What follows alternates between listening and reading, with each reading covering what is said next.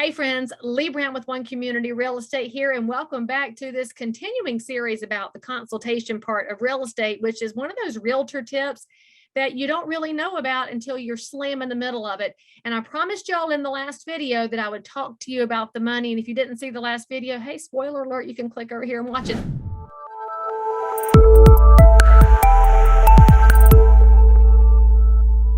So anyway, when you hear about a realtor getting paid, of course, you know, most realtors are paid on commission. Now, there are some salaried realtors out there. It's one of those things that as a buyer or seller of real estate, you should be finding out right off the bat because the realtor should be telling you these things. When someone wants to sell a house and they call a realtor and say, hey, Leigh Brown, come on over here and sell my house. I say, hey, what's up? May I ask you a few questions? I ask all of my questions, go to the house. The seller is going to ask me what my professional fee is, and I will tell them what my professional fee is. I will then tell them if I am going to offer a portion of that professional fee to the agent representing the buyer. Now, that's customary in the marketplace for many reasons. The first one is that buyers' agents have traditionally not asked buyers to pay them out of pocket. Why is that? Well, a lot of buyers have their cash tied up in down payment money, closing costs, and all the expenses associated with buying a house. If you're getting a mortgage, you should also know that Fannie Mae and Freddie Mac, which are our government sanctioned entities, which underwrite about 80% of the mortgages in the country, do not allow buyers to put their commission into the sales price.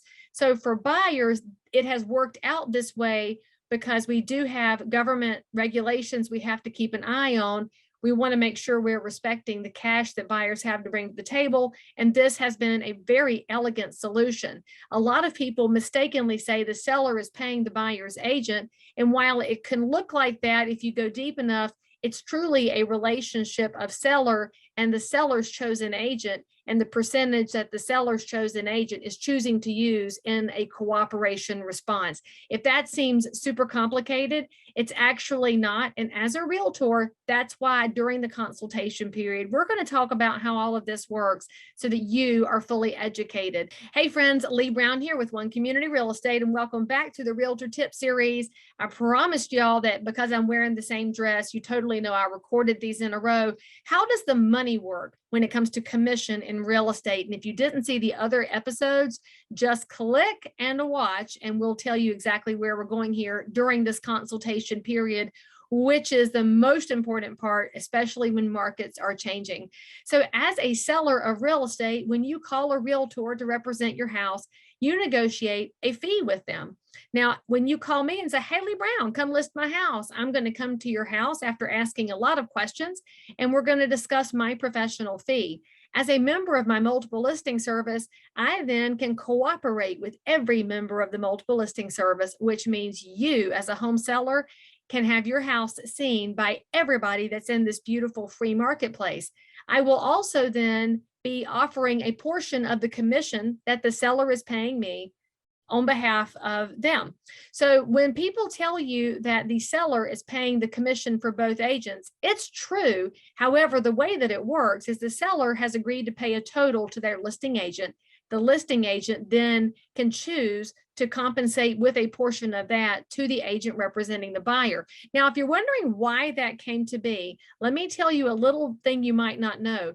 With a house that is being sold to a buyer with a mortgage, 80% of the mortgages in the country, give or take, are backstopped by the federal government through the GSEs, and that would be Fannie Mae and Freddie Mac. Fannie Mae and Freddie Mac say that as a buyer, you can't roll your commission into your purchase price. So for a buyer, that means you either have to pay your agent out of pocket, which is hard for a lot of buyers because they save up and have their money available for down payments and closing costs and the expenses affiliated with buying the house. So the option becomes the seller's agent paying a portion of their commission to pay the buyer's agent. If this feels really complicated, it's actually not once you think and process through it, but that's the job of your realtor. We're here to help you during the consultation period understand how these inner workings operate. For the record, I do believe that Fannie Mae and Freddie Mac should remove that regulation so that buyers could choose to finance in the commission that they negotiate with their agent. But until that regulation gets fixed, we have found a wonderful, elegant solution that preserves the free market. If you're a seller, you can always negotiate that professional fee with the agent, and the agent should tell you what they can and can't do as far as value proposition. As a buyer, you can negotiate your fee with your agent, and you can absolutely be told what percentage they're being offered through the MLS, and any agent should be showing you that all along the way anyway. I know this feels like a lot, but that's what this Realtor Tip Series is about. Take away some of the mystery so that you can make great decisions when it comes to buying and selling a house. And by the way, this is exactly what most great realtors absolutely love doing. We love helping you understand the process so that you can have the American dream too. Make sure you subscribe for more. I'll see you next time.